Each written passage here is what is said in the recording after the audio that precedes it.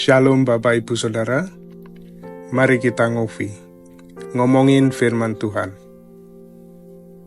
Sebelumnya mari kita berdoa. Tuhan, kami akan ngobrol tentang firman-Mu.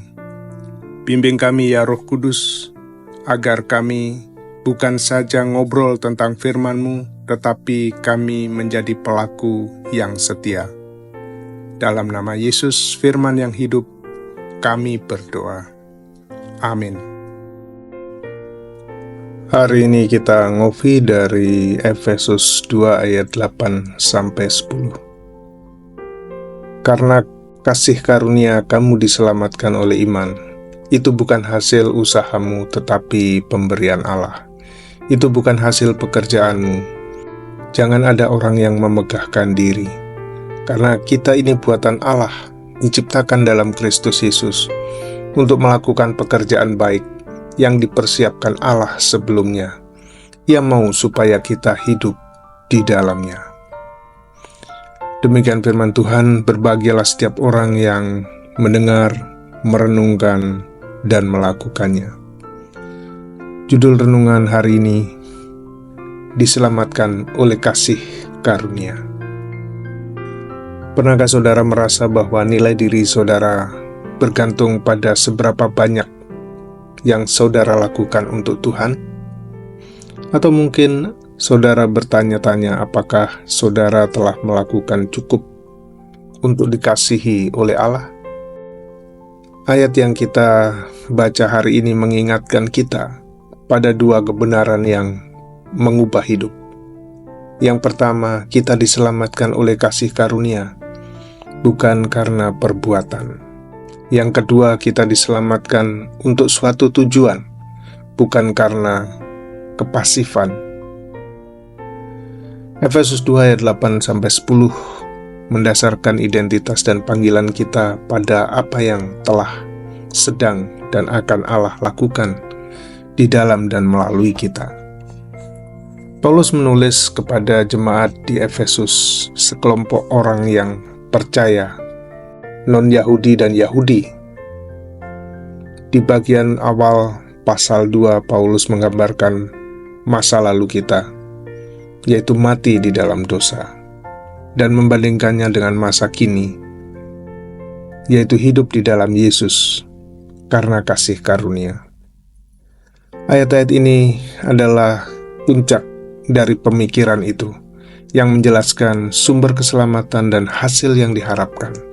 Ini bukan hanya tentang diselamatkan, ini tentang diubah, tujuan untuk kehidupan yang bermakna. Beberapa hal yang kita pelajari dari bagian firman Tuhan ini adalah yang pertama, oleh kasih karunia dan melalui iman. Keselamatan adalah anugerah, bukan suatu tujuan. Kasih karunia Allah, kemurahan hati Tuhan yang tidak diperoleh dengan usaha. Iman adalah respon kita, bukan kontribusi kita. Kita tidak memperoleh keselamatan, tetapi kita hanya menerimanya. Yang kedua, bukan hasil pekerjaan kita. Tidak ada ruang untuk membanggakan diri kita atas keselamatan yang kita terima. Kita tidak membawa apapun yang dapat membuat Allah memberikan kasih karunia-Nya pada kita. Yang ketiga, kita adalah hasil daripada karya Allah. Tuhan adalah digambarkan sebagai seorang seniman. Kata Yunani untuk hasil karya adalah poema, yang darinya kita mendapatkan kata poem atau puisi. Saudara adalah karya agung, buatan tangan Allah, dan itu bukan suatu kebetulan. Yang keempat, kita diciptakan untuk melakukan pekerjaan baik. Kasih karunia menghasilkan sebuah tujuan. Hasil usaha kita, perbuatan baik kita tidak menghasilkan keselamatan. Pekerjaan baik kita mengalir dari keselamatan yang telah kita terima dari Tuhan. Tuhan telah menyiapkan suatu pekerjaan yang bermakna dan berdampak pada kerajaan Allah untuk kita jalani di dalam kehidupan kita ini. Kita melakukan perbuatan baik oleh karena Allah telah menyelamatkan kita. Bayangkan seseorang menyelamatkan saudara dari tenggelam, bukan karena saudara berseru cukup keras atau berenang cukup cepat, tetapi hanya karena mereka melihat bahwa saudara sedang tenggelam dan dia kasihan dan mau menolong saudara. Setelah dia menyelamatkan saudara, mengundang saudara untuk membantu menyelamatkan orang lain. Itulah yang telah dilakukan oleh Tuhan Yesus. Dia menyelamatkan kita melalui kasih karunia dan kemudian menebus hidup kita untuk melakukan suatu tujuan tertentu. Saudaraku, berhentilah berusaha untuk mendapatkan keselamatan, tetapi terimalah keselamatan itu di dalam Yesus. Setelah saudara diselamatkan, tiap hari tanyakan kepada Tuhan, pekerjaan baik apa yang Tuhan telah siapkan untuk saya lakukan hari ini.